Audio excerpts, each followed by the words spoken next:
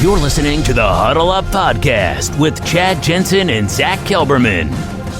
Join Broncos Country's deep divers at milehighhuddle.com and sound off. And now it's time to drop some knowledge. Okay, we are live, but we got to let it breathe here in the stream just for a few moments while we bring on our great Facebook community. And we're good. Welcome in, everybody, to the Huddle Up Podcast, presented, as always, by Mile High Huddle, powered by Overtime Media. I'm your host, Chad Jensen. With me, as always, my partner in crime. You know, you love him, whether he's feeling tip-top shape or if he's a little bit under the weather. He's the deputy editor of milehighhuddle.com and my fellow football priest, Zack Kelberman. Zack, hey, man, I know I can speak for everybody in saying that hope you're feeling better tonight than you were earlier today, and we appreciate you muscling through this thing. Yeah, I got my sleepy time tea. It's good for my throat. I'm okay. I'm hanging in there. I'm rallying, Chad. I never want to miss a podcast, and I appreciate everyone who reached out and with their well wishes, and you as well, Chad. Thank you. Well, we have a few juicy topics that I want to dive into, starting with the rumor. All right, couple things. One, I want to get to something Chris Harris Jr. had to say on Twitter a couple days ago. And then also the quote-unquote rumor about Drew Lock basically being a dum-dum, all right, for lack of a better term. Now, in case you missed it, all right, Tony Pauline, who is a long-time, I would call him an NFL insider, but most of his intelligence, Zach, that he picks up, along the way comes via the pre-draft trail, whether that's attending the Shrine Game, attending the Senior Bowl, attending the Combine, and whatever pro days he can get out to kind of pick up the scuttlebutt from people in media, from whatever league sources he might have, whatever sources he might have at the different schools and universities. And this time of year, or I should say this year, the only pre-draft stop there's going to be is the Senior Bowl, and that happened. And while at the Senior Bowl, he reported that he picked up some scuttlebutt, Zach, that Drew Lock, the Denver Broncos, last year had to dummy down, I think was the exact phrase he used, the playbook to accommodate Drew Lock. Now, let me just tell you something real quick before I serve this over to you. The reason I have exceeding skepticism in this particular rumor, I mean, we did report on it because it was noteworthy. It's Tony Pauline. He's pretty legit when it comes to, I'm sure he heard this. I'm not saying he made this up. But the reason I take question in it, Zach, is because the people that he was likely to have engaged with in Mobile were other media people from Denver. And when's the last time you heard anyone in Denver publicly, all right, say anything on the media side that Drew struggled mentally to pick up the ski? First of all, usually I kind of knock the source. In this case, Tony Pauline, like you said, he's pretty legit. I've been following him for years. He used to post on a New York Jets message board, and then he kind of came up the ranks. And I respect what he does in the pre-draft process and the news he puts out. I just kind of question, though, and of course I'll be labeled a Lock stan, whatever, a Lock supporter. I'll have my Lock glasses on. When Mike McCoy, when he was fired, the main reason he was fired was because his playbook was too complex, because the quarterback and the offensive players were having problems learning the playbook. If they had to dummy down the playbook, your first instinct or their first instinct is to blame Lock. But what does that say about Pat Shurmur? What did it say that he was hired months in advance? He knew Lock was going to be his quarterback, and his playbook wasn't conducive to a young quarterback. We didn't have that problem with Scangarello. We didn't have that worry. We didn't hear these same stories. So if you want to crap on Lock for this, it also is an indictment, I believe, on Pat Shurmur. You can't fault one without the other for last year. I just frankly, I don't really buy it, to be honest with you. Like, if there's any veracity to it whatsoever. What's up, Kathy? Good to see you. Welcome in, everybody, by the way. We appreciate each and every one of you being with us, including what's up, peace out. We also got Muhammad, the MHH male model, in the hizzy. He's here with us tonight, and he was here on Kelberman's Corner, episode 6 at noon today on Facebook. Hello, rock stars. What's up, Muhammad? Zach, if there's anything that gives me any inkling that I might believe this type of rumor with regard to Drew Lock having a hard time picking up the scheme, it's that there was no offseason.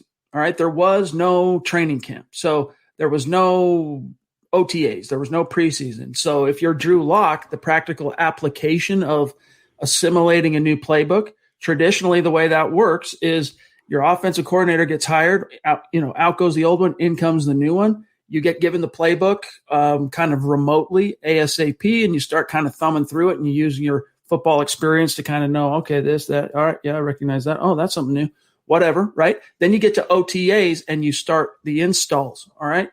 In this case, the installs for the Denver Broncos offensive scheme last year started day one of training camp at the end of July, all right, at the beginning of August. They had to cram, and we already heard from Pat Shurmur in the middle of last season on the issue that he wasn't able to get it all installed. They didn't have time.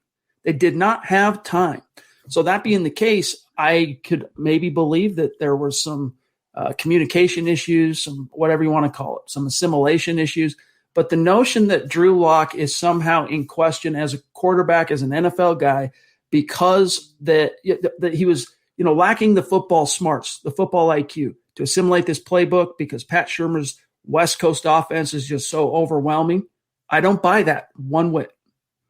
I don't doubt that Pauline talked to people in Mobile. I don't doubt that people in Mobile were crapping on Drew Lock, but let's probably try to take a guess at who these people are. These are maybe other media members, like you said. These are possible agents. And then when you're thinking of agents, how about an agent for Carson Wentz, an agent for Sam Darnold, an agent for Deshaun Watson? Of course, they're going to crap on the other quarterback, the counterpart, to make their own guy look good. So you have to consider the source, and you have to take everything into consideration. People see that headline. Tony Pauline hears Drew Lock dummy down. Drew Lock can't learn a playbook. They don't really take into consideration, though, where he heard that, who he heard it from, why he heard that. There's always two sides to a story and the truth. And Drew Lock haters, I know this for a fact because I've been dealing with this every single day on this podcast. They see one side, they're blind to the other side, and they totally ignore the truth. And they run with the first narrative that suits them about Drew Lock. There is more to this than meets the eye. Guys, we're going to continue chewing on this particular topic, analyzing it. We'll see what's on your mind. We'll talk about a little something our friend Chris Harris Jr. had to say, kind of laughing at Broncos country for getting its hopes up over Deshaun Watson. Get over it, Chris. We're gonna get to all that, but first we got to say hello to the presenting sponsor of today's show, Manscaped. Guys, 2020, it is officially in the rear view. Come out of quarantine, embrace the new year, new me mindset by manscaping. All right, jump on the manscaping train. It's the best in men's below the waist grooming, offering precision engineered tools for your family jewels, and they've helped over 2 million men around the world keep their male grooming on point. So if you maybe let yourself go a little bit in 2020 while in quarantine, or maybe you had a New Year's resolution that was kind of a failure to launch, you can still get resolved and start that today. Manscaped's here to help you do that, Zach. And they have multiple products. I'm actually double fisting Manscaped products today, Chad. We have the lawnmower and the weed whacker. Of course, the weed whacker is used for your nose hair, your ear hair, and the lawnmower is used obviously on the unmentionables, your undercarriage, like Chad loves to say, but also, like I say all the time as well, your arms, your neck, your back, the parts that people actually see more often than not. And again, for anyone who goes to the gym, anyone who kind of shows their arm or their body off a little more than usual, this is a must-have. It's inexpensive. It's ergonomic. It's comfortable. It holds a charge forever. And I love that, as do you, Chad, the light. Whether you're doing your neck, your arm, your shoulders, or below the belt, it is essential. I love this product. I cannot recommend it highly enough. You guys have heard me talk about the reviver that kind of keeps certain things from sticking together. All right. It's very, very clutch. But here's another thing that's very convenient. All right. They call them the crop mops. All right, here's a practical application for where you would use a crop mop, because you think to yourself, well, if you got a problem there, hop in the shower, right? Sure, absolutely. But what if you're one of those guys whose job during the day is such that you can only get to the gym for 25 minutes of your 1 hour lunch, and you don't have enough time because of your commute back to work to take a full shower at the gym, then get dressed, then hop back in the car, and then still make it back to your office in time? Crop mops. All right, they help you with that without having to, take the full shower when you're not in the position to do that. So there's so many different products that Manscaped offers. We talk about the hits, we talk about the heavy hitters and the weed whacker and the lawnmower. But gang, there are so many different ways to help you really take your manscaping to the next level. And whatever lady is in your life, trust when we say this, they're going to appreciate the effort. So right now, you go to manscaped.com. If you use the code HUDDLE, you will get 20% off and free shipping. Your family jewels will thank you. Yes, get 20% off and free shipping with the code HUDDLE at manscaped.com. That's 20% off with free shipping at manscaped.com and use the code HUDDLE. Happy New Year to you and your best friends. All right, a lot of super chats stacking up. We're going to get to them. Let me just quickly go through this. Gang, have you followed and liked the Huddle Up Podcast official Facebook page? If you have not, you got to. Call to action right now. I'll put the link in the stream here. Go follow, like that page, because not only do we need you there helping to participate in the conversation and whatnot, but it enters you into the drawings and the giveaways. We had 3 giveaways last week, a shirt, a mug, and a hat from people who are either liking and following the page. And we're going to continue to do that, plus different polls, different contests that are going to be funneled specifically through the Huddle Up Podcast Facebook page, and it's free. It doesn't cost you anything. So head on over there. If you use your browser, it's facebook.com/milehighhuddlepod. If not, just open up the app on your phone. Like 99% of people who use Facebook, search Huddle Up Podcast. Boom, you'll find it. Like, follow. You are in like Flynn. Also, follow us on Twitter. The podcast account is @HuddleUpPod. The main account @MileHighHuddle. My partner, Zack Kelberman, @KelbermanNFL. Myself, @Chad and Jensen. And our producer, Buona Beast, @JohnKMHH. Also, just a really gentle reminder here, gang. Check out the merch store, huddleuppod.com. Get your swag on. Get a hat. Get a tee. We got some exciting new designs coming down the pike here in the very, very near future. I think you'll start seeing some of those new designs as early as next week. So keep an eye on that. And then also, for those of you that were with us today at noon Mountain Time for episode 6 of Kelberman's Corner with Zach and Kim Becker, we thank you. We appreciate your support. So many of you have funneled over there and are supporting what we're doing with this premium video content. But if you haven't done that yet, it's easy to do. Open up Mile High Huddle's Facebook page, and you'll see the big blue button that says Become a Supporter. Click that. You're in like Flynn. And if you're with us now on Facebook, just scroll to the bottom where you would type in your comment. You'll see a little green icon. Click that. Follow it through. You'll get access not only to Kelberman's Corner, but the additional video, premium video content that we are crafting right now and planning, get ready to release in the coming week or two. Last thing, if you're not able to do those things, it's all good, gang. We're seriously just stoked to have you with us.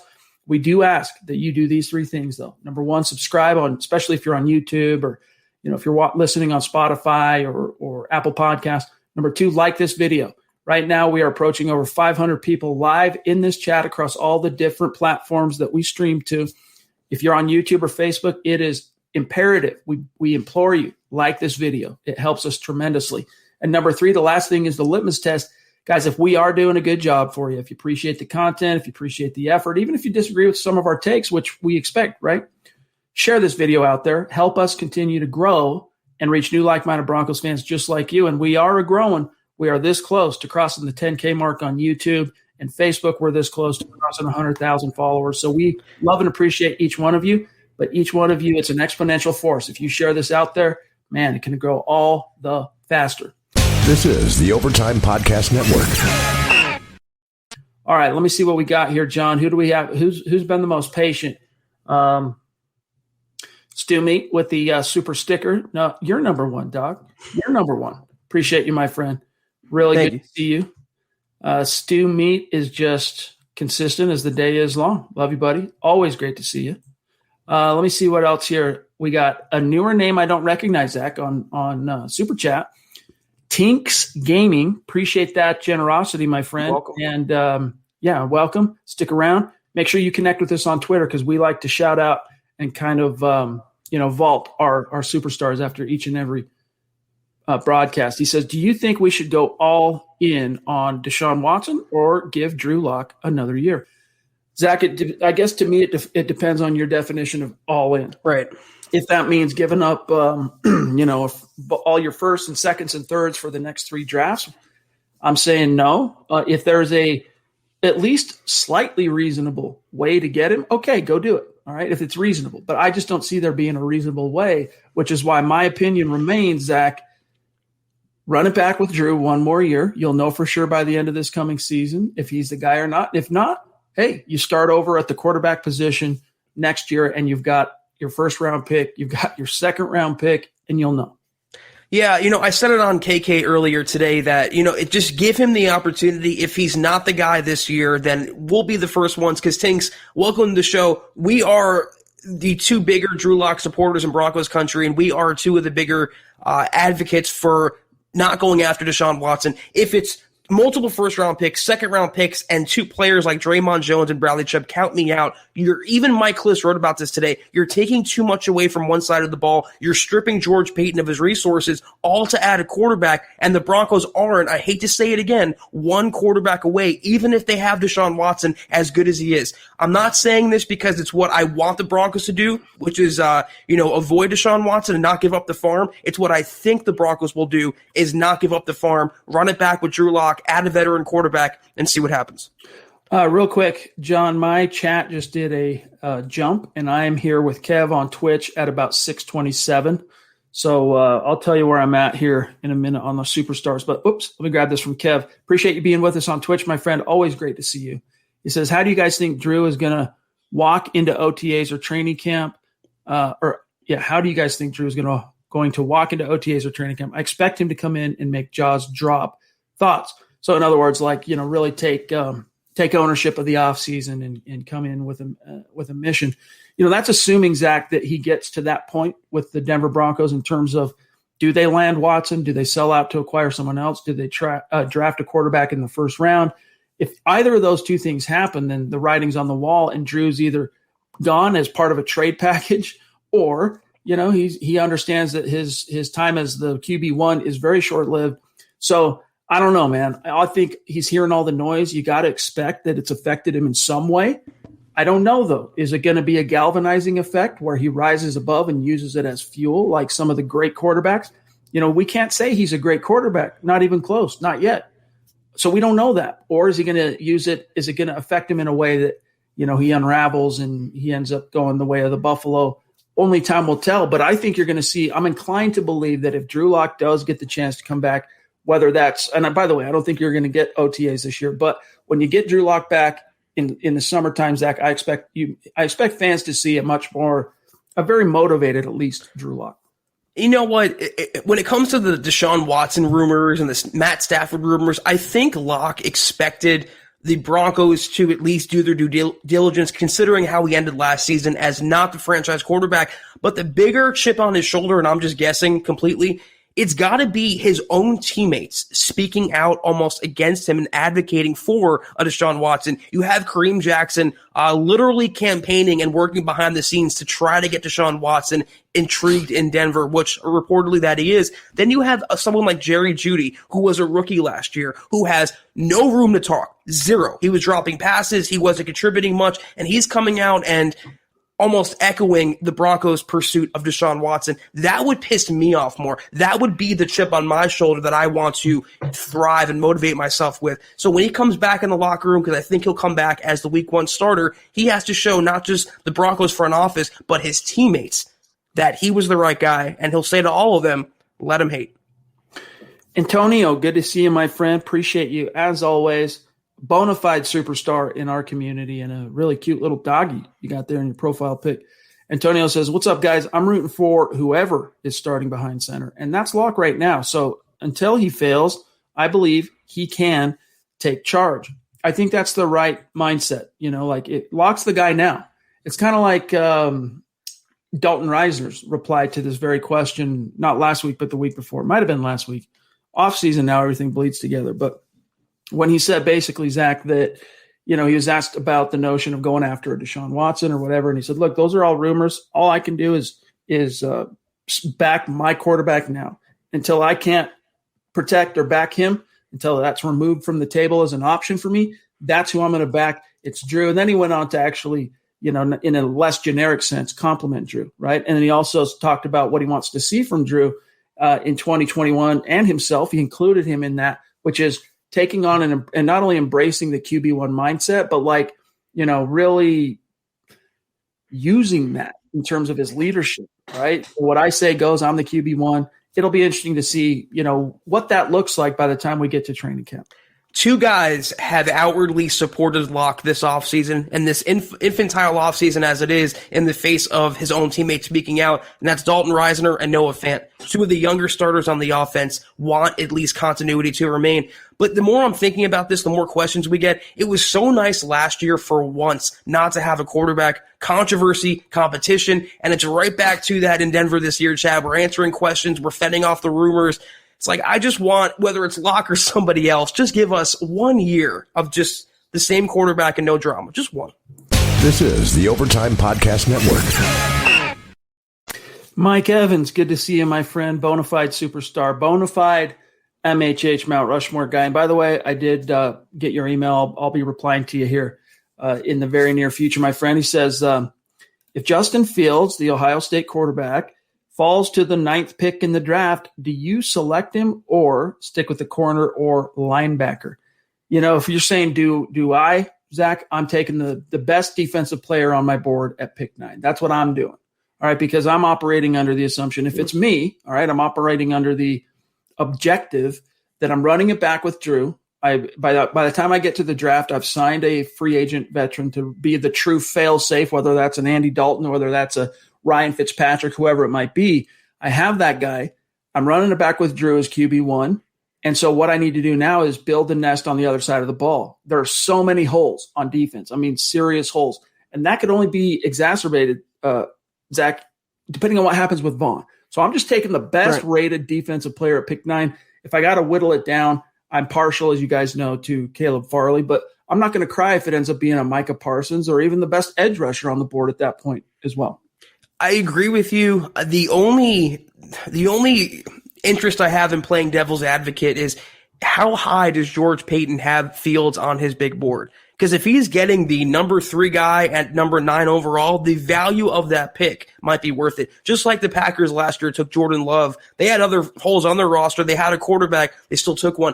I don't think that's going to happen, and I don't necessarily want a rookie coming in to replace Drew Lock this season, but if he's there, I hate it if it's Mac Jones. I'd hate it if it's Trey Lance. But if Justin Fields is there at number 9 overall, and if George Payton has any conviction, I think he'd pull the trigger. Just in terms of value you'd be getting at that spot, Chad, a top 5 guy, almost in number 10 overall.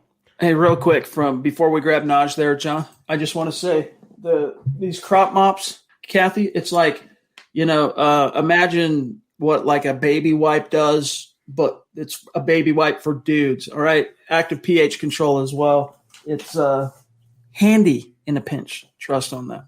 All right, Naj, good to see you, my friend. Love you, my friend. Seriously, Naj, you are almost every single stream. You're here supporting the cause. My only regret, I wish you were on Twitter. Other than that, dude, you are like perfect superstar. We love you. Appreciate you.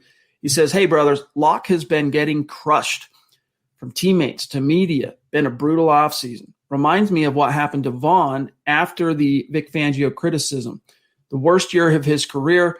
I hope Locke can handle this and persevere. So let's rewind the tape. What Naj is getting at here is, and we criticize this, Vic comes in, he's at the podium. I'm the new head coach, his introductory presser. What about Vaughn? What do you see from Vaughn, coach? Oh, I think Vaughn's really good. And I think, there's, to paraphrase him, right, he can be even better than he's been. At this point, he's already got a Hall of Fame resume. And he's saying, I think he can be even better. And then Vaughn Zach proceeds to have arguably the worst full season of his career, just in terms of statistical production. Like, he still had the pressures. That volume of pressures was still up there where you kind of expected to see from Vaughn. But the overall impact and how it came out in the wash just wasn't there. He only had 8 sacks.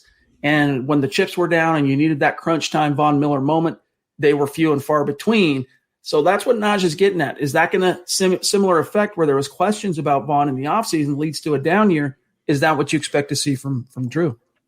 You know what? Considering when he did have his bad games last year, you have to wonder how much lower he can sink. But this is the same trope for every single Broncos player. When the Broncos drafted Courtland Sutton and Sutton started beasting, it was get rid of Demaryius Thomas. When they signed Melvin Gordon last year, it was get rid of Phillip Lindsay. Now it's get rid of Drew Lock. It's just the vacillation of the Broncos fan base is constant, Chad. it might have an encouraging, motivating effect, a galvanizing effect. It might put Drew Lock in the tank. I don't think it's going to be the latter. This is not a mentally weak individual or quarterback. It's not a Paxton Lynch. If there's one guy with enough emotional strength to overcome all this, the people speaking out, the rumors, the speculation, I believe it is number 3. Michael, and by the way, John, yeah, we do need to grab Zeus next if possible. Michael, good to see you, my friend. You have really come on strong of late, and it's been great to see you and get to know you a little bit in these chats. So keep it coming, my friend. We appreciate you. He says, in your opinion, who was better in 2000, I think, Rod Smith, Ed McCaffrey, Shannon Sharp, that trio, or the 2014 trio of Demaryius Thomas, Emmanuel Sanders, Julius Thomas? By the way, Ed McCaffrey, my favorite Bronco of all time, #, stiff arm GOAT. You know, I got to tell you, the biggest problem here is that in 2000, that was a great trio. That would be my personal emotional answer, would be the trio of 2000. But what separates 2014 from 2000 is the quarterback. In 2000, it was a combination between Brian Griese, who had a solid year as the he was expected to be at that point anyway, the successor to John Elway, and then Elvis, not Elvis, was it? Yeah, it was Gerbach. No, Gus Frerotte. Excuse me, Gus Frerotte. So it was Griese and Frerotte. That the QB combo, I'm sorry, just doesn't approach Zach. Peyton Manning, 2014, right. Still in that epoch, still at the top. Didn't start coming down until the tail end of 2014 and then hit the wall in 2015. Yeah, I was 11 in 2000, so my football memory is a little hazy. But any team that has Peyton Manning and put up those Star Wars numbers, Chad, with that trio, I'm taking that guy any day, that team any day. But listen, one of my I think I speak for a lot of fans, especially fans who were either teen or older in the 97 Super Bowl 32, that shot of Ed McCaffrey laying that block on the Packers linebacker, and literally as the dude is going to the ground, you can see it's especially just juicy and delicious in slow-mo as Ed puts the finger in his face, like, got you, like this, as the dude's like totally blown up and falling on his back. But yeah, shout out to Ed. Zeus, there he is. Talk about a superstar. Talk about the first face etched up there on MHH Mount Rushmore. Love you, bro. Good to see you. Hello to you. Hello to yours. And by the way, still wondered, when can we get you back on the show? We have the next few weeks kind of booked out with some superstars that we're really excited about, including this week we have JT from the UK on Wednesday. But Zeus, you tell us what works. We'll put a plan in place. Doesn't necessarily have to be a Wednesday if Wednesdays aren't good for you, but we definitely want to get you back on the show. So holler. Yeah, thank you, Zeus. I hope you've had a nice Valentine's Day. I mean that totally platonically. I hope you had a nice first Sunday without the NFL. I know, Chad, I was struggling today. I'm going through withdrawals already. It's only the first Sunday, but we'll get through it, and it's with support like Zeus that we will. So thank you, Stu. Real quick, John, I'm going to grab this super that I've got in the chat, but we need Levi, Rogue Theory, Mr. Raunch, and then we're going to be concurrent with where I'm at. Meantime, let's grab Rogue Theory. Good to see you, my friend. Coming on strong, definitely of late. And it was great to connect with you, my friend. He says, hey, gents, great to connect on Twitter with you guys. Seen that we are supposedly pushing for a 2-year, $10 million deal with Dalton. Thoughts? # Huddle Up Squad. Appreciate that, my friend. Yeah, that one's kind of that's kind of not old news, but I think it was Pro Football Focus. Zach, you had the article about they predicted, they forecast that the Broncos give him Andy Dalton, that is a 2-year, $10 million deal. I still think that's a very likely connection, Dalton to Denver, but I'm guessing he's going to command more than $5 million a year. Maybe. Yeah, it depends how warm his market is. We got a question on KK today about Andy Dalton, what his status is. I have not heard anything. I know he's not coming back to Dallas. I think he is a good option for Denver because he won't break the bank and he can keep them competitive. He's a better quarterback than I think most people realize. I would do it for $6, $7, $8 million for a 2-year deal. I really wouldn't go higher than that, Chad. $10 million a year. I think that's a little too pricey for him if it comes to that. But at least he would be a true fail-safe. Someone you could count on if either Drew gets hurt again or doesn't turn the corner like you thought. Leroy on Facebook, appreciate you, my friend. I'm going to just flash you and then read this on the side here. He says, I was looking back at Drew Lock games in 2020, and I was impressed with some of his passes and touchdown throws. With better play calling and balanced offense, I think we got something. Plus, get some more studs on defense, and we will be at least competitive and win more games. I mean, guys, you got to remember, a big part of why so many fans have become disillusioned on Drew is the QB envy that exists in the NFL. And it's just part of being a fan in the league. You go, all right, rationally, logically, you go, I can understand why Drew didn't take that quantum leap forward in year 2 like we expected, because there was no offseason, there was no preseason. It was a new coordinator. You lost his number 1 wide receiver, but then all of a sudden that's the angel on the shoulder on one side. And then the devil on the other side pops in. Here's where the QB envy starts and goes, yeah, but what about Justin Herbert? He's a rookie, brand new, first-year scheme. He didn't have offseason. He didn't have camp. He didn't have preseason. Hits the ground running, and so then you start going, well, yeah, if Herbert could succeed in his unique situation in time and space, I got to hold Drew Lock to that exact same standard. But the problem is it's not apples to apples. It's apples to apples in that they're both young quarterbacks. It's apples to apples in that they're both we're learning a new scheme in a pandemic-influenced season, Zach. But where the apples to apples comparison diverges is the coaching staff and the environment and the team surrounding Drew was very different than the coaching staff and team and supporting cast around Herbert. Perfectly said. And all those things that worked against Locke, not to make excuses, but it's facts, those were outside third-party circumstances that Drew Lock had no control over. Justin Herbert had a fine season last year. He was a more highly rated draft prospect, though. I believe he was in a better position. You can talk about Anthony Lynn all you want, but he just got an offensive coordinator job, so he has still some cachet in the NFL. I just think if you give him one more year, Locke, give him Cortland Sutton back. Let him go behind this offensive line where right tackle is hopefully solid. He's not running for his life. He has a good running game, and he'll have a defense because the Broncos will keep their draft picks, Chad, and they keep their cap space. They can build the team around him like we were all praising Elway for doing last year, building the defense, the trenches, the receivers. They can do the other thing on defense now because that will make the offense better, and if the offense is better, Drew Lock is better. That's what all Broncos fans should want to see, regardless of the quarterback. The Broncos getting better and the Broncos being better in the standings. Well said. This is the Overtime Podcast Network. Levi, bona fide superstar, also a supporter on Facebook, was there for Kelberman's Corner today. Yeah. Great to see you. He says, and by the way, really appreciate you, my friend. He says, like I said in Kelberman's Corner, if not Watson, run it back with Locke and grab a veteran. It's naive to think Locke won't be better. I mean, seriously. Even if Zach, and thank you, Levi, great points there, my friend. Look at it like this. What's up on Twitch, Shrektastic03?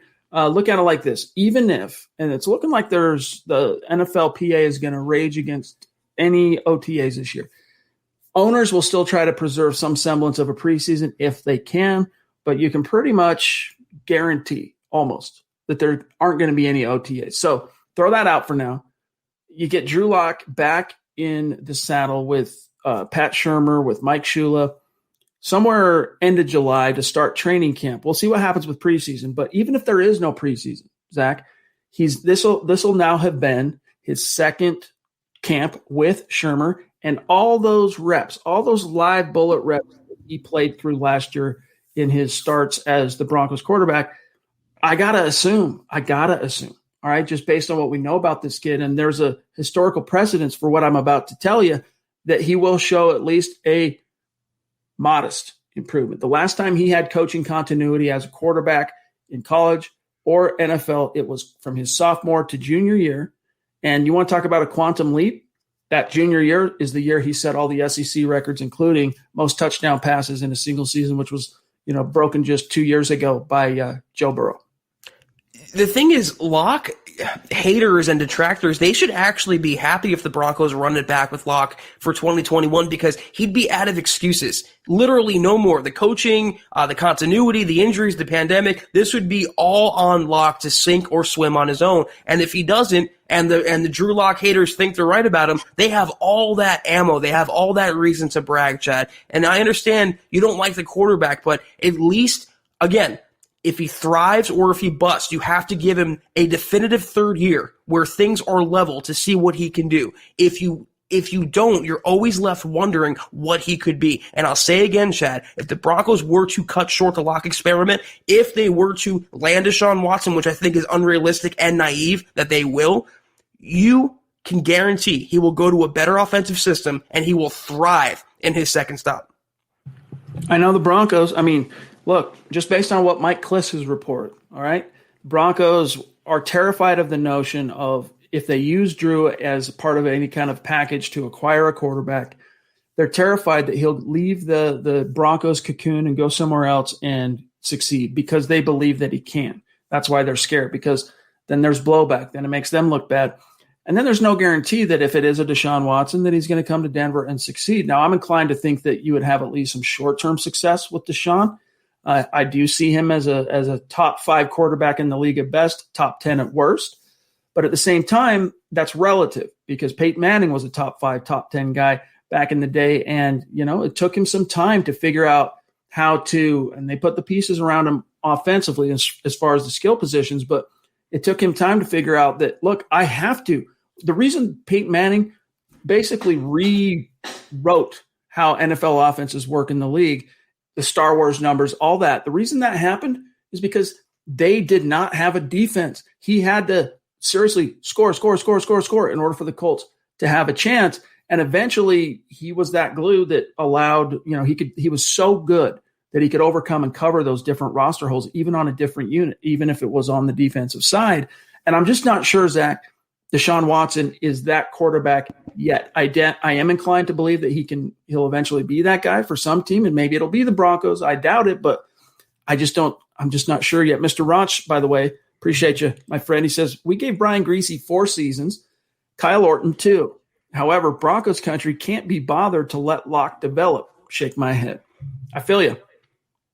Here's the thing. I see some comments that are saying, Deshaun Watson is so much better than Locke. No one is disputing that. No one is saying Drew Lock is better than Deshaun Watson, but Deshaun Watson is not as good as Peyton Manning. So unless you put a Peyton Manning on this 2021 Broncos squad, you're not going to win a title. They're not going to win a Super Bowl if they have Deshaun Watson this year in Denver. Like Chad said, they will be better. They'll probably make the playoffs. But unless you win a title in the first 2 years, preferably in year 1, the trade will go down as a bust. And it's only a matter of time before that snowballs. He's had playoff success for the most part in Houston, and he wants out. So what really could he love about being in Denver if he comes here, forces a trade, and all this hype and all this attention's on him, and he doesn't deliver again? It's going to be the same situation playing out. They are not that player away from winning a Super Bowl because Deshaun Watson, he's not Mahomes and he's not Manning. Top 5 quarterback, but that's where I'm going to draw the line. So here's Kevin Lopez saying that Drew Lock has no leadership skills. All right, that's a bold take. All right, I wouldn't necessarily call it a hot take, but tell me where you're getting your information. All right, tell me what that's based on. All right, because I think Drew Lock and Zach and I talked about this on the show immediately following the Dalton Reisner remarks. Again, it was either last week or the end of the week prior, but we said that, look, we would have liked to have seen Drew be a little bit more of an outspoken, obvious, out in front kind of rah-rah leader than what we saw in his second year. But I do think that he has that in him. Like, he has leadership traits. He can be that leader. He is that leader. Look at what he did at Mizzou. And I think one of the big reasons, the factors behind not seeing Drew suddenly in year 2, be the second coming of, whatever great leader, Brian Dawkins or DeMarcus Ware. The reason you're not seeing that from Drew in year 2 is, number one, he gets kind of the interruption in the entire, what do you want to call it, the entire upswell of what he's trying to achieve with Pat Shurmur when he gets the injury in week 2. That throws him off course. He doesn't know which way he's up. And then when he comes back, it's one of these. It's up and down. And if you're not producing on the field in terms of results in the standings as a quarterback, it does make it, Zach, a little bit harder to assert yourself in all aspects of the team as a leader if you're not getting it done in the standings. And I think that's probably a big thing that held Drew back from really being able to step into that role more in his second year. But that's not to say, Zach, that it can't happen or won't happen in year 3. I mean, define leader, though. What does it mean to be a leader? Does that mean commanding the troops on the field? Does that mean holding down the quarterback position? Does that mean just winning? Because last I checked, football is a team game. It's 11 versus 11. But we've seen no sideline disputes with Drew Lock and his teammates. We've heard nothing outwardly about Drew Lock. This is the first, Chad, this dumbing down of the playbook. This is the first nasty criticism I can remember of Lock in recent times. We haven't had a teammate come out and badmouth him like Carson Wentz and all those other quarterbacks you read about in the NFL. Yeah, he's had his struggles for sure. He's not a perfect quarterback. He's not even a franchise quarterback. But leadership, I think that's one of his strong suits. He has the mental tenacity to win over the respect of the locker room. And a lot of the same Broncos fans, a lot of the people that are responding to us now were Lock fans this time last year. It's amazing what changes when Deshaun Watson becomes available. But leadership, I think that's actually one of his bigger selling points. Here's one from Bradley Dunton. Good to see you, my friend. On YouTube, he says, what do you guys think of this? George Paton explores all options, pokes around, maybe feigns interest in order to drive the other team's costs up. Like, in other words, George Paton's playing 4D chess, just trying to, it's a race to the top, right? Trying to create as much value in the quarterback market as possible.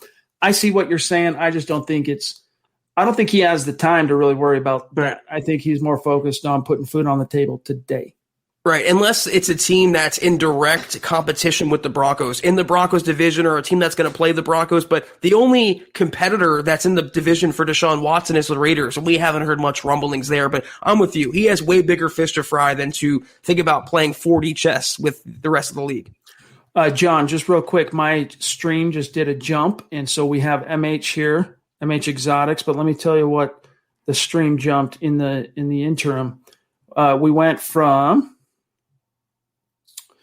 Mr. Raunch, we need Levi's second, Burn, the guitarist, Josh Shadow, Fat Cats, Steve, Hearn, Michael, Blue Raw, and then we would be current. So just a few names to start queuing up. MH Exotics. Zach, this is a name I don't recognize on Super Chat. So welcome. Thank you, my friend. Make sure you connect with us on Twitter. It says, I love Locke, but Watson can raise all ships and also gives the next 10 to 15 years to build behind him. And I'm sorry, Locke will never be Watson. I get it why you might have that opinion. I do. I just, look, with very few exceptions, I try not to use absolutes when it comes to football because I've been burned before. Never is an absolute, all right? I can't go there. With regard to Watson, Zach, can he raise all ships? I would agree with you that from day one, you would see the production of that offense climb significantly just day one, right? You'd see instead of if you plugged Deshaun Watson in that offense last year, all right, the supporting cast, Cortland's hurt, week 2, whatever that was. It's Jerry. I'm guessing Jerry gets over 1,000, all right? I'm guessing Noah comes close. I'm guessing KJ has himself, 5, 6, 700-yard season. I think you would have seen the production. I think you would have seen the Broncos be in more games in terms of some of those games where it got out of whack, like the Raiders on the road that week, things like that. But I'm not sure, Zach, because of the absolute just decimation of the injury bug on the defensive side, it would have altered the script. I still think even if you put Deshaun on this team in 2020, at best you're 6-10, 7-9, which is still nowhere close to the playoffs. It's an interesting phrase to use with Deshaun Watson, raising all ships, considering he's forcing himself out of a franchise right now. You can argue that he's actually sinking more ships than raising them. But to the point of the question, we don't know what Drew Lock is. That is the whole point of what we're trying to say here. At least what I'm trying to say is give him his third year and let him either sink or swim on his own volition. Right now, we don't know. He hasn't hit his ceiling yet. We all know Deshaun Watson, yes, top 5 quarterback. I don't think 15 years of competing. I mean, he'd be 40 years old. I think that's a little optimistic, but we don't know what they have in Deshaun Watson yet in the Broncos. It could be a bust. He could be the next, Johnny Manziel. He can flame out of the league real quickly this year, but at least let him get the opportunity. Let it play out. That's all we're advocating for. Levi, again, thank you, my friend. And by the way, Levi, get back to us on if you want to come on the show. Have a superstar segment for Levi. He says, excuse me, can we get a 4 horseman pod with Chad, Zach, Nick, and Luke? Hey, maybe we can do something like that for a supporters impromptu type session. But we'd have to come up with an interesting topic, an interesting, dynamic, whether we're arguing about something or what. But we'll look into that for you, Levi. I was going to say it's more like a 2-on-2 tag team match than it is a 4 horsemen, because you and I, Chad, are Lock supporters, and them two, I believe Luke is, and Nick is a Lock detractors, though. So maybe a little debate show. That'd be interesting. That might be fun. Good idea. We'll keep that. John, Rolodex that idea, huh? Maybe we'll pursue that. Tim, I don't know where this keeps coming from, Zach, the idea of Alex Smith as a backup, because I'll tell you where. He's under contract. So Tim, Tim Jones on Facebook. Thank you for the question, though. Thanks for being with us. It comes out of Broncos country's collective butt, and it's something that Kim Becker mentioned on KK a couple episodes ago, that literally any quarterback that is available or semi-available or says they want to play this year is connected to Broncos country. Great story last year. I wish Alex Smith nothing but the best, but he is not the guy they need in Denver right now. So I think we can drop that. Our friend Chris Blue Raw, appreciate you, my friend, bona fide superstar. He says, are you guys going to the draft this year if it's open? Where is the draft this year? Cleveland? No. And I don't think it will be open. Is it not? No, I'm not saying no to Cleveland. I'm not gonna go to Cleveland, but we do have some plans dialed up. Hopefully the pandemic will ease a little bit in terms of the restrictions and whatnot. And by the time we get to summer, I think the spring and the NFL offseason calendar of the springtime area, I think that's going to be blocked off to us. All right. But I think by the time we get to summer, I'm hoping, I'm praying, all right, that we'll be able to maybe do some get-togethers and have some fun there. But I don't think so. And then Zach, here's from Burn the Guitarist. Good to see you, bro. Hey, guys, I was hoping to get your take on who is saying these rumors and who is benefiting from them. So the topic of the Drew Lock, thank you, Burn the Guitarist. Who is saying the rumors about Drew Lock having a hard time assimilating the scheme? Again, just because I've covered the Senior Bowl, and I know, when you're there, Zach, you kind of hit on something that I thought was interesting. Talked about, all right, who benefits, right?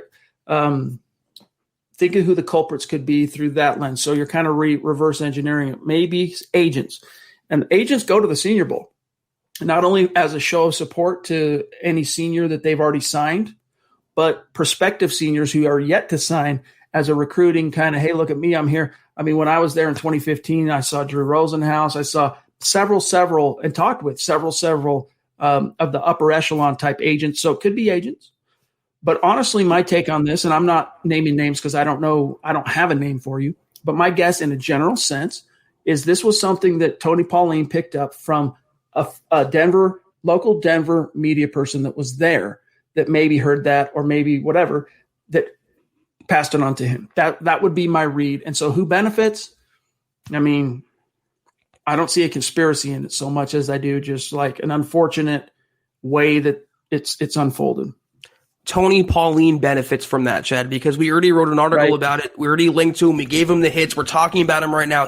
Pro Football Network, which I believe he works for, they benefit, and he benefits from that. And, it could have been, we talk about all the time how clueless the national media is. We even have a shirt that says "Let 'em hate" because of the national media's ignorance and ineptitude when it comes to covering the Broncos. So why are we surprised right now that we're hearing something negative about Drew Lock that might not be true? The national media, Tony Pauline included, he's part of that, really has no real bead on the Broncos. They don't watch them day in and day out. They didn't see Drew Lock's improvement. They didn't see the steps and the growth he did take in the second half of the season. So I respect Tony Pauline as a reporter, but this particular report I'm taking with a big grain of salt, Chad. Me too. Joshua, good to see you, my friend. Again, another guy that's here with us tonight in the chat, showing some love on Super Chat. Also there for Kelberman's Corner as a Facebook supporter today at noon. Really appreciate you, my friend. He says 2 years, 44 touchdowns in Missouri. I don't love Locke. I also don't hate him, though. I'm just tired of all the losing. Hope you feel better soon, of course, for Zach there. Thank you, Josh.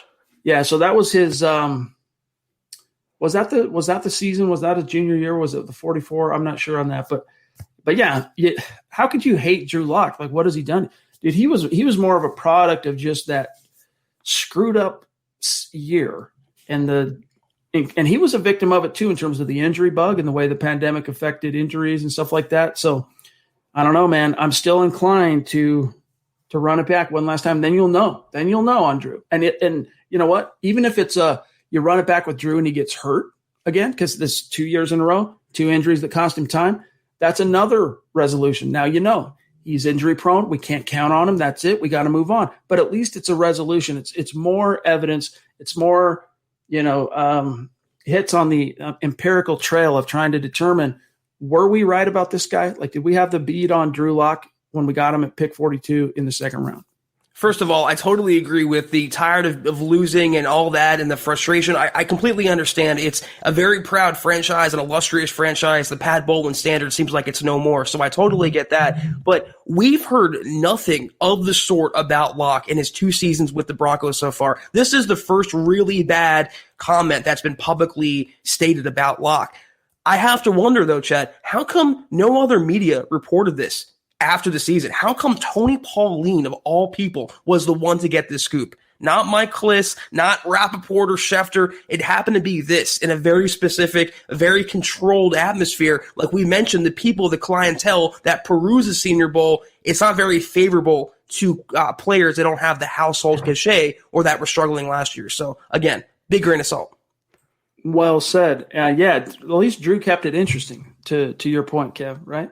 All right, we got one here from Fat Cats. Good to see you, bro. And we're at the 50-minute mark, so we better kind of fast track these remaining supers. And thank you guys for your patience.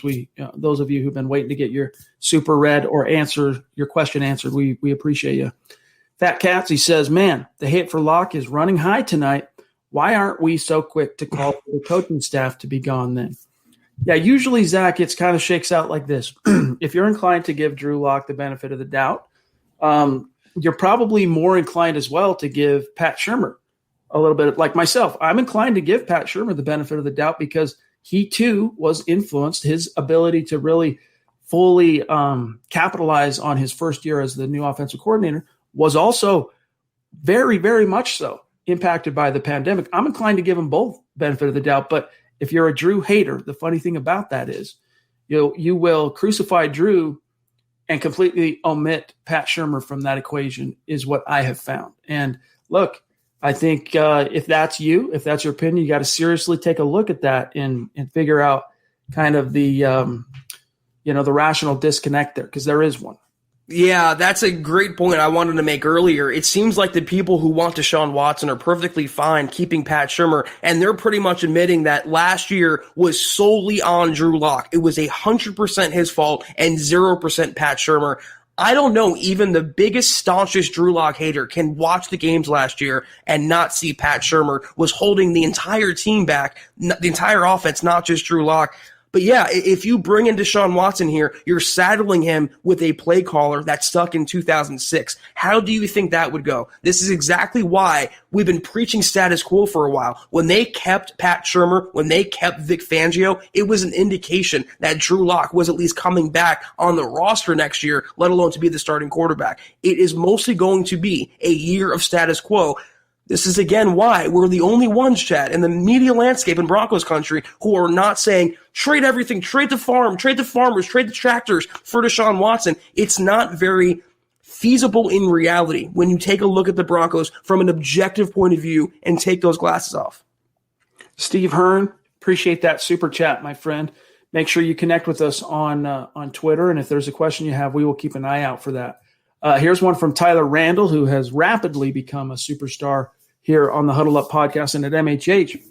Really appreciate you, Tyler, because I know you've been on the other shows too, supporting those and participating in those conversations. So we see you. We appreciate you, my friend.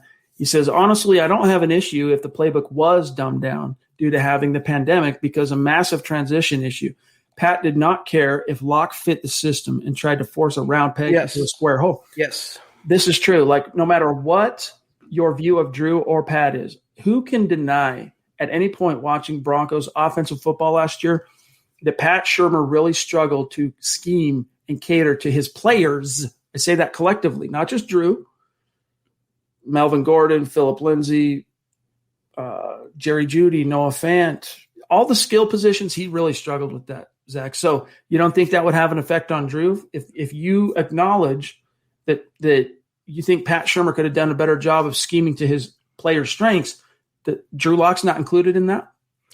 He tried to put a square peg into a Keenum-sized hole, and Drew Lock is not Case Keenum, and Case Keenum is the only quarterback that experienced any sort of career resurgence under Pat Shurmur. You can look at his resume; he gets a lot of credit, Chad. He's the only guy there. I just. How many times did we scream at each other and the television for the Broncos to run a screen pass, a jet sweep, something in the 21st century, not in the medieval archival times of the NFL? That's all Pat Shurmur did. He is not conducive to success in today's NFL. It doesn't matter the quarterback, Chad. When you ignore your best weapon and Noah Fant, when you don't throw the ball to Phillip Lindsay, when you don't throw the ball to Jerry Jeudy, that is an outward problem. And I saw a comment that said, Locks, his turnovers last year don't get talked about. What? That's all that gets talked about. But how about this? Because I see that comment was defending Pat Shurmur and blaming Drew Lock. How about the times where Pat Shurmur would tone deafly dial up a deep ball after the Broncos turned it over, and he would go back to the well and force Lock to pass 45, 50 times? I'm not denying that Lock had a big hand in last year, but to say that Pat Shurmur is blameless, that borders on delusion to me, plain and simple. Michael jumping in again. Thanks, my friend. Appreciate you. He says, I met Elway at quarterback in 99. Okay. I was going to say, as I started thinking about that more, I can't be certain that – I know Shannon wasn't on that 2000 Broncos team because he was winning a Super Bowl with the Ravens. I think 99 was Ed's last year, or was it 2000? I'd have to double check on that. But if it's Elway and that trio versus Manning and that trio, I will side with the 99 trio. Chris, again, appreciate you, bro. He says, I feel like Locke works really hard on knowing the NFL playbook versus what Paxton did. It's hard without consistency. Yeah, you don't want to use Paxton as any kind of comparison point because you want to talk about dumbing down the entire conversation. Yeah, you definitely don't want to, use Paxton in any kind of let's compare Drew because then you're really going off the rails. Unless we're talking about Fortnite, then he's totally appropriate, Paxton Lynch. But other than that, yeah, he's what's the opposite of the gold standard? The bronze standard, the crap standard. I don't know. The barter standard, right? Yeah. Back in the day. All right, let me see where we're at real quick as we're at 56 minutes. And it's so great to see each and every one of you in the chat. And we appreciate you all being with us here tonight. And it's kind of, when we start letting our hair down and talking about Drew Lock and these kind of issues, emotions can run high. But everyone's got to remember, we're all in this for the same purpose. And that is we all want to see the Denver Broncos turn the corner and return to being a competitive juggernaut in the NFL. And even though some of us differ on what the best way is to get there, just remember that we all have the same objective in mind here. John, I've got this one from Willie. I know you had it queued up, but appreciate you, Willie. Good to see you, bro. He says, these fans couldn't wait for Watson either. So, I guess saying maybe like if Watson was struggling and the shoe was on right. There might be some truth to that. But Zach, I think as I grab the next super here, I think one of the things that people have to keep in mind that feeds into this is the fact that, back in the 2000 when Brian Griese in 99 and 2000, when Griese was taking over for a retired John Elway, he got 4 years and was found wanting. Mike Shanahan ultimately said goodbye and went and signed Jake Plummer, and they ended up going to the playoffs 3 years in a row. But back then, Zach, it took 4 years to even know what you had in a quarterback. Oh, yeah.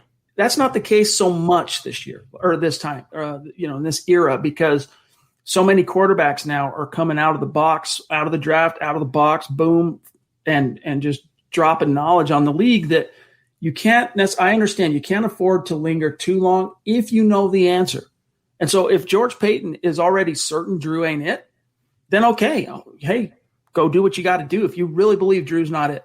But if you're not sure or you still hold out hope that he could be it, if it's, I still think just based on what we've seen, there's been enough there to justify running it back one more year. And by the way, Mark, love you, bro. Good to see you. He says, what's up, my guys in Broncos country? #HuddleUpPod, #FootballPriest. Thank you, Mark. Yeah, it used to be, Chad, is to give a prospect 3 years before you can even grade them, and especially for quarterbacks, and especially for raw quarterbacks. But in today's day and age, it goes beyond even the NFL or sports. People want instant results. No one even has the patience anymore to pick up a newspaper. Everyone goes on Twitter and wants, in that second, real time. They want results. They want instant instant mashed potatoes instead of actually taking the time to peel the potatoes, make it themselves, and have a homemade recipe. That's what would be with Locke. We all, or not we all, but most of Broncos country wants to sell the farm and literally everything on it for Deshaun Watson instead of maybe giving the guy who's already in place one more year, instead of not reaching for the instant, giving a little patience and a little time to the equation and see what happens. I understand it to a point, Chad, but it's getting to be where people hate Locke more than they like the Broncos. And that's what doesn't sit right with me. I don't understand it. I really don't. I mean, I could understand the Paxton Lynch hate because the dude was just 6'7" walking, Bust. giraffe of incompetence. All right. I get that. But Drew, man, I don't understand some of the hate. But Muhammad, good to see you again, bro. Appreciate you. He goes, Pat Shurmur's playbook is not complicated at all. Even a 2-year-old can figure it out. I don't buy it. I mean, that's a little hyperbolic. I get what you're saying. Here's one thing to keep in mind. Just consider this, Mo. The West Coast offense, all right, which is what the basis is of Pat Shurmur's scheme, is notoriously one of the least QB-friendly schemes of all time.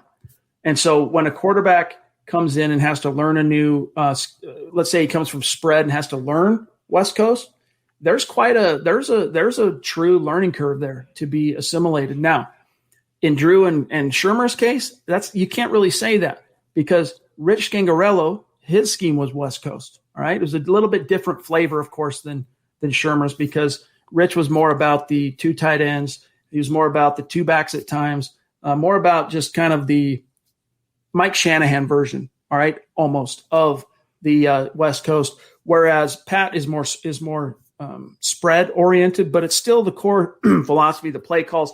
Drew, Zach, he had a point of reference. He wasn't brand new learning what the West Coast was all about. This was at least, you could say, his second year in a West Coast offense. So, I get it. Pat Shurmur's scheme, West Coast, it's not the easiest thing to assimilate.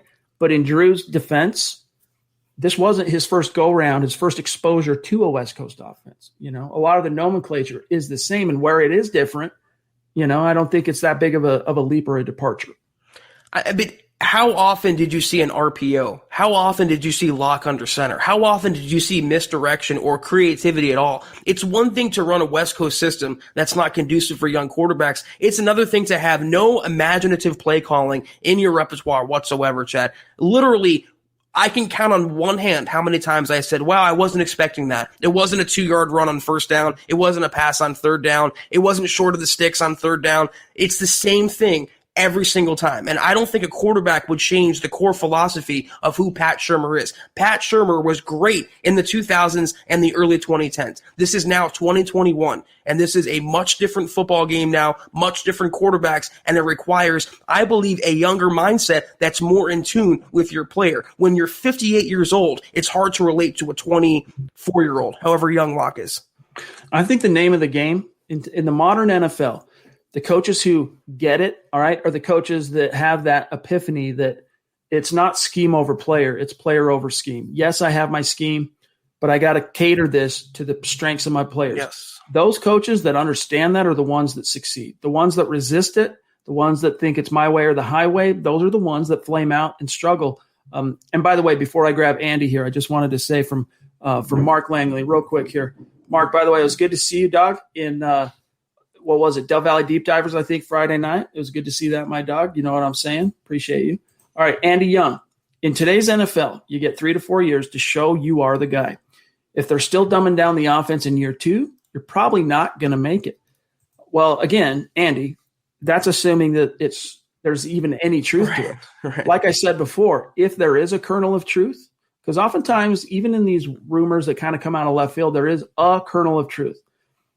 And if there is one, again, how can you separate, like, if there was any issue, and we heard Pat Shurmur, I don't have the quote right in front of me, maybe I'll pull it up for tomorrow night's show, but Pat Shurmur did talk about how there were several buckets, several sections, let's say, in his playbook they were unable to install during training camp because they just didn't have time, that they tried to piecemeal install as the season went along. A lot of that stuff, they didn't end up actually being able to succeed in the install, and they had to bag it till this year.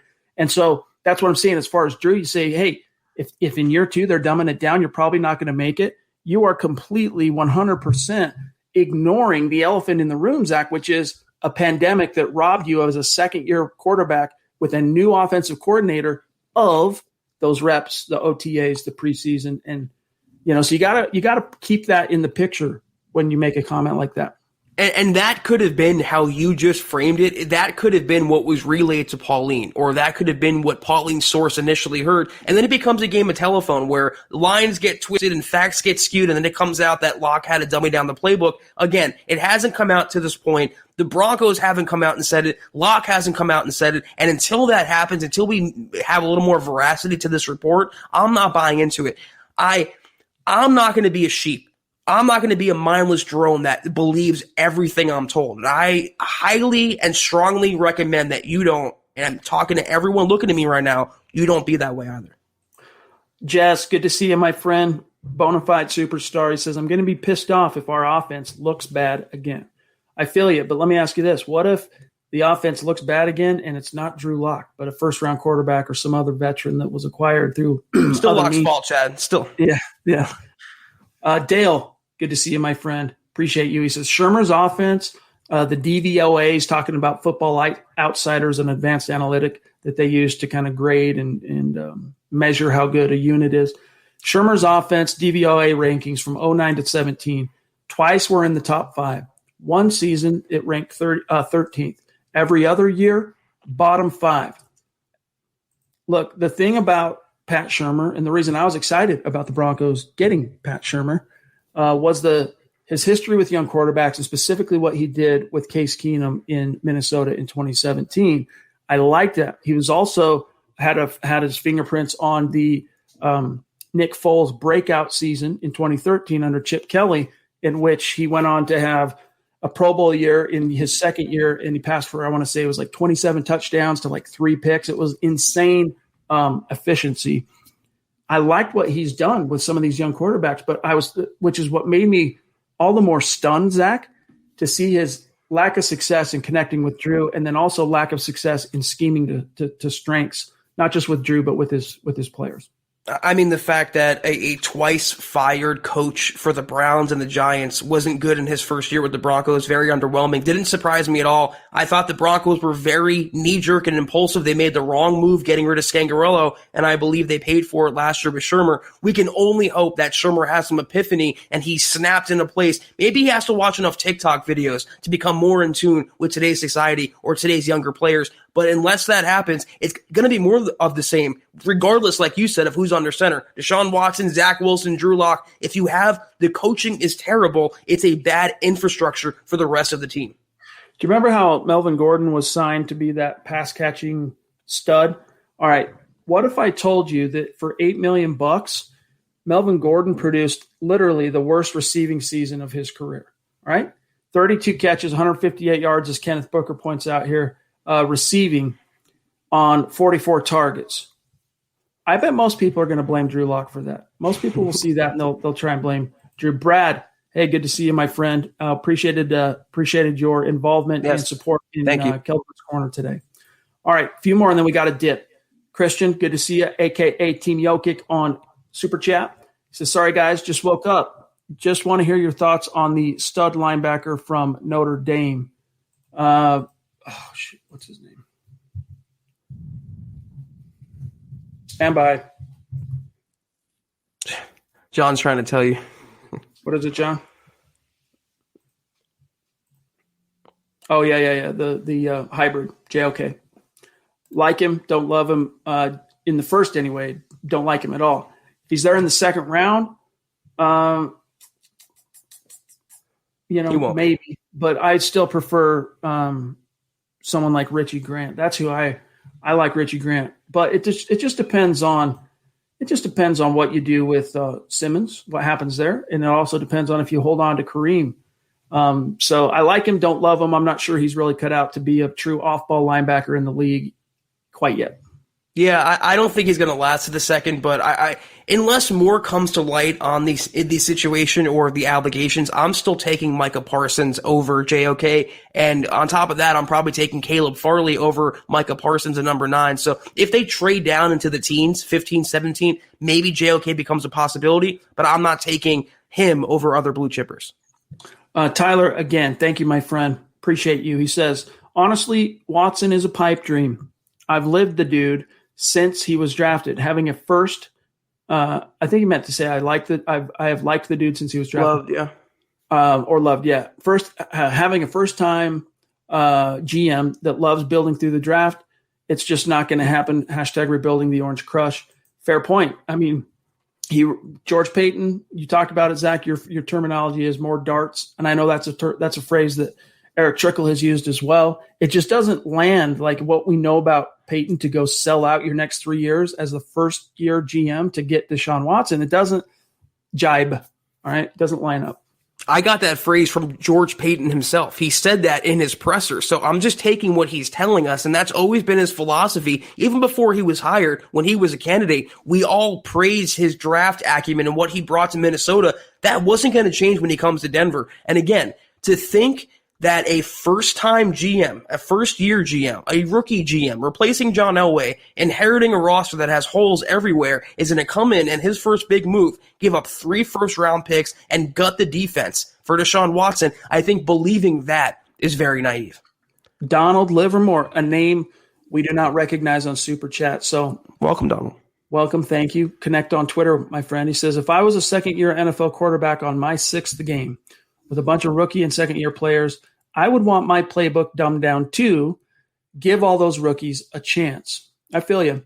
And I'm sure there was some elements of that. Like one of the jobs of any coach, whether you're on offense or defense, Jerry, good to see you, bro. Appreciate you, is to make your scheme as consumable, as learnable, as intuitive as is possible. And I think Pat Shurmur and Mike Shula, they probably tried to do that with everybody, including the quarterback.